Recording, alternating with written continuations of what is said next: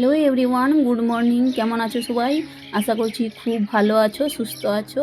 আমরাও কিন্তু বেশ ভালো আছি।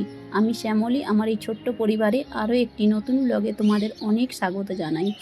আজকে হলো শনিবার, আর আজকে এখন বাজে 8টা। তো 8টা থেকে ভিডিওটা শুরু করলাম। তো সকালে আমি চাটা বানিয়ে নিয়েছি। তো চায়ের সাথে আজকে যে কেক নিয়ে এসেছিলো আমার হাজব্যান্ড, তো কেকের সাথেই চাটা খেয়ে নেব। জানো তো, আগে ভাবতাম যে জুড়োয়া বাচ্চা হলে মানে টুইন্স বেবি হলে খুবই ভালো। হ্যাঁ, ঠিক আছে, ভালো, একসাথে হয়ে গেলে একসাথে মানুষ যাবে। কিন্তু একার হাতে কি হয় বলো তো, একা থাকলে দু একজন থাকলে মানে জয়েন্ট ফ্যামিলি হলে কি হয় বলো তো, সবাই থাকলো, সবাই মিলে নিল, মানে মানুষ হয়ে যায়, বুঝতে পারা যায়নি। কিন্তু একার হাতে আমি একা মানে সারা দিনটা আমাকে দেখতে হয়, তো তো ওই জন্য আমার একার উপরে পুরো ভারটা পড়ে যায়। তো কষ্টটা বলে মনে হয় আর কি, এইটাই, আর কিছু অন্য কিছু নয়। তো দেখো আমাদের এই যে ঘরের সামনের দৃশ্যটা দেখো, এই যে সামনে কত মানে গাছ আর মানে হরিয়ালি, আর এই সামনে এই যে পাহাড়, ওইটা কিন্তু উঁচু ধরন দেখাচ্ছে, আর পাহাড়ের উপরে কিন্তু ছোট ছোট ছোট ছোট চালি ঘর আছে। আর আমার ঘরের সামনেও চালি ঘর আছে, তাই এগুলো দেখা যাচ্ছে।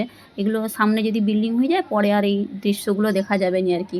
তো খুবই ভালো লাগে দেখতে, সকালবেলা উঠলে একদম খুব সুন্দর, একদম মানে প্রাকৃতিকটা লাগে আর কি। এই যে দেখো, কথা বলতে বলতে আমি রান্না করতে চলে এসেছি। আর এই যে ডাল বসিয়ে দিয়েছি আমার বাবুদের জন্যে।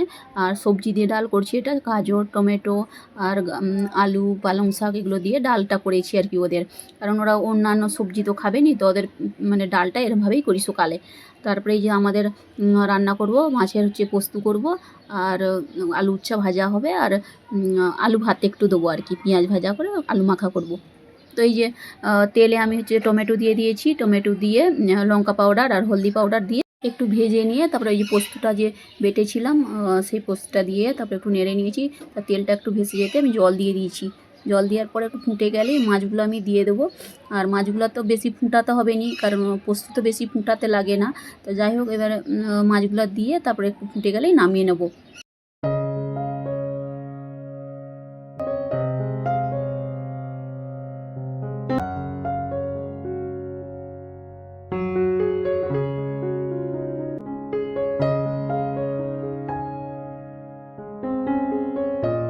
জীবনে একটা সময় আসে, তখনই বুঝতে পারা যায় যে কে আপন আর কে পর।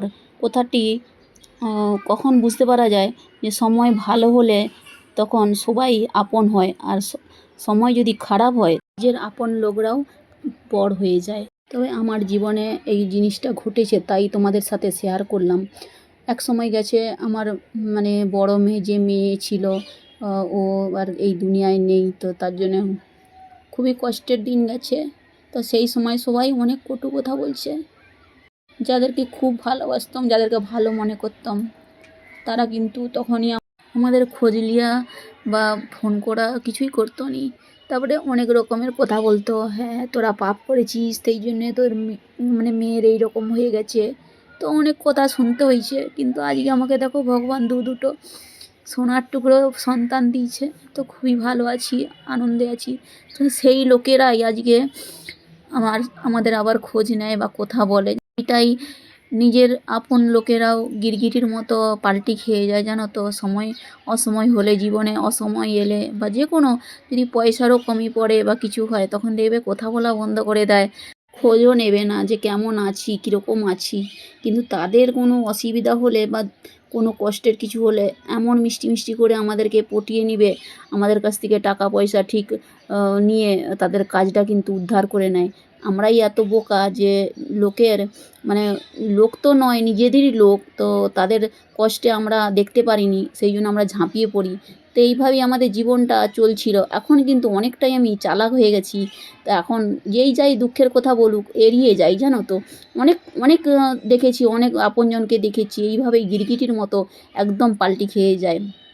তো যাই হোক, এই যে সন্ধে হয়ে গেছে, আমার বাচ্চাগুলা কিচেনের উপরে উঠে পড়ে। সেই জন্য আমি না কিচেনে কিছু সাজিয়ে যে রাখবো, মানে সেই জিনিসটাই আমি করতে পারিনি এখন।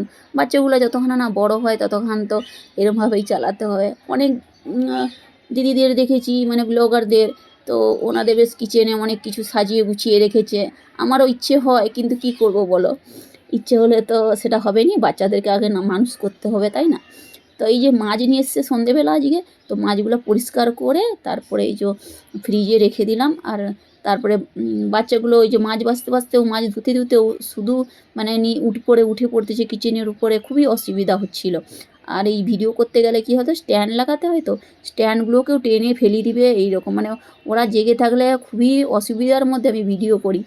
তো তোমাদের যদি ভিডিওটা কোথাও যদি একটু ভালো লাগে, তোমরা লাইক শেয়ার করে দিও প্লিজ।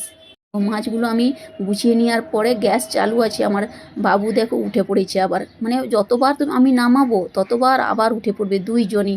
আর এই যে ট্রলিটা আছে না, ওর যে হ্যান্ডেলটা আছে, ওই হ্যান্ডেলের মধ্যে পা দিয়ে ওরা দুজনে 1 সেকেন্ডও লাগেনি উপরে উঠে পড়ে।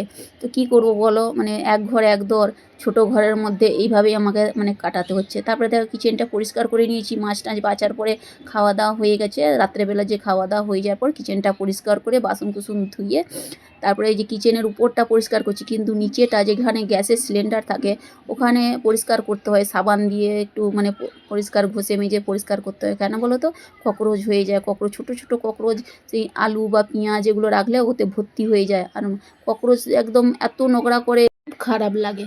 সেই জন্যই সমস্ত উপরের কাজগুলো, কিচেনের উপরের কাজগুলো করে এই যে সময় পেয়েছি, তাই এই জন্য নিচেটাও ওই জন্য সাবান দিয়ে ঘষে এই যে পরিষ্কার করে নিয়েছি।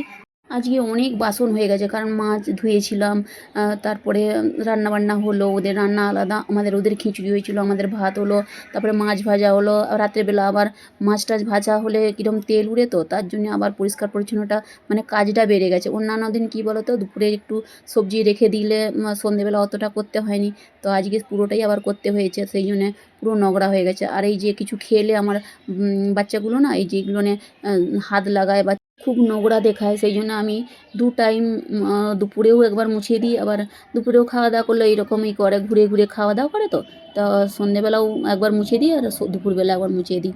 কিচেনটাও রাত্রেবেলা এইভাবে আমি পরিষ্কার করে রাখি, যাতে সকালে উঠে মানে পরিষ্কার পরিচ্ছন্ন দেখতে পাই, আর কাজটাও মানে কম হয়ে থাকে আর কি। এই যে আমি ফেস ওয়াশ দিয়ে মুখটা ধুয়ে নিচ্ছি, আর ধুয়ে নাইট ক্রিম একটু মেখে নেবো। সত্যি কথা বলতে কি, আগে এইসব কিছুই করতাম না, মানে নিজের যত্ন কিছুই নিতাম না, এখন একটু একটু করি আর কি। চলো ভিডিওটা তাহলে আজকে এখানেই শেষ করছি। ভালো থেকো, সুস্থ থেকো, সাবধানে থেকো। ব্লগটা কেমন লাগলো কমেন্ট করে জানাবে, ভালো লাগলে একটা লাইক করে দেবে, অবশ্যই শেয়ার করবে।